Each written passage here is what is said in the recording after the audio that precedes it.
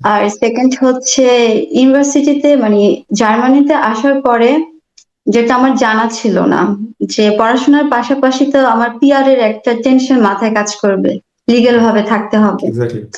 তো ওইটা নিয়ে দেখা যায়, তো আমার হচ্ছে ছিল, স্কলারশিপ ছিল, আমি সেমিস্টার ধরতে পারি নাই, এর জন্য আমার স্কলারশিপটা নষ্ট হয়ে গেছে। ও তো আমার একটা সেমিস্টার ফি, অ্যাকোমোডেশন কস্ট সবকিছু মিলে তো অনেক মানে টেনশন, একটা প্যারা, এটা সকল স্টুডেন্টদের। আর আমি এর মধ্যে একটা মেয়ে মানুষ। হ্যাঁ, সবাই ইউরোপে আছে, তো সবাই সবার মতো আছে, কেউ কারোর জন্য নেই। হুম হুম, তো দেখা যায় প্রথম 1 বছর আমার অনেক বেশি কষ্ট হয়েছে, আমার জব ম্যানেজ করতে হয়েছে, ওখান থেকে আমার থাকা খাওয়া পড়াশোনা এভরিথিং অল। তো পড়াশোনা সবকিছু নিজের আয়ত্তে নিয়ে আসছি। তারপরে আসলে হচ্ছে পিআর। হুম, তো যেমন বেলজিয়ামে যারা স্টুডেন্ট হিসেবে আসে, তো ওদের হচ্ছে আপনার উইদাউট ম্যারিজ ছাড়া কখনো পিআর হবে না, আচ্ছা। এটা কোনোভাবেই পসিবল না। তো জার্মানি এটা হয় পিআরটা, কিন্তু এটা 7-8 বছর। এটা তো খুব একটা টু মাচ একটা টাইম। লেন্দি। আর আমি একটা মেয়ে মানুষ, সবকিছু আমার চিন্তা ভাবনা করতে হয়।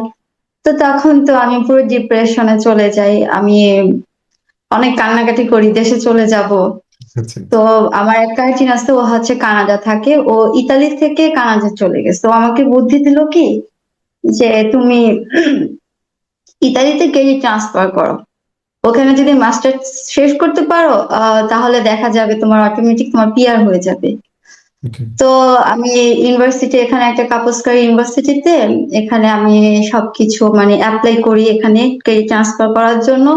তো আমার কপালটা খুব ভালো, মানে সেটা হয়ে যায় দুই আচ্ছা। মাসের মধ্যে হয়ে যায়। তো এখন প্রবলেম হচ্ছে, যেহেতু আইএলটিএস এর সার্টিফিকেটের ভ্যালু থাকে 2 বছর, 2 বছর। আমার শেষ, আচ্ছা। আমার এটার নেই, মূল্য নেই, সার্টিফিকেটের না। ভ্যালু শেষ। এখন আমার আইএলটিএস দিতে হবে।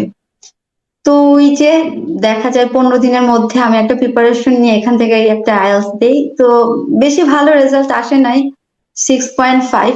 অনেক কষ্ট করতে হয়েছে, তো এখানে এসে আমি ক্রেডিট ট্রান্সফার করি। তো মূলত আমার ভ্যানিসে কাপুস্কার ইউনিভার্সিটি থেকে হচ্ছে আমার মাস্টার্সটা কমপ্লিট হয়। আচ্ছা। একটু লেট হয়েছে, আমি 23-এর শেষের দিকে আমার মাস্টার্স কমপ্লিট হয়, আচ্ছা। মানে ক্রেডিট ট্রান্সফারের কারণে। হুম। তো আলহামদুলিল্লাহ 24-এ আমার অটোমেটিক আমার পিআর হয়ে যায়। আচ্ছা। তো এখন আলহামদুলিল্লাহ ভালো, খুবই ভালো, 2টা জব করছি, হোলসেলের বিজনেস করছি। তারপর হচ্ছে আফটার 3 or 4 মান্থের মধ্যে বেলজিয়াম একটা শপ নিব, বাংলাদেশে একটা শপ নিয়েছি ভাইয়ার আপুর সাথে গ্রেট। শেয়ারে। ওকে। তো সবকিছুর মধ্যে যেই 1 বছর 2 বছর যদি আমি কষ্টগুলো না করতাম বা এরকম ফাইট না করতাম, বা ওই যে আমি ভয়ে দেশে চলে যেতাম, হয়তো আজকে এগুলো হতো না। এক্স্যাক্টলি। আজকে কষ্ট করার ফলই হচ্ছে এই যে আমার সাফল্য। রাইট।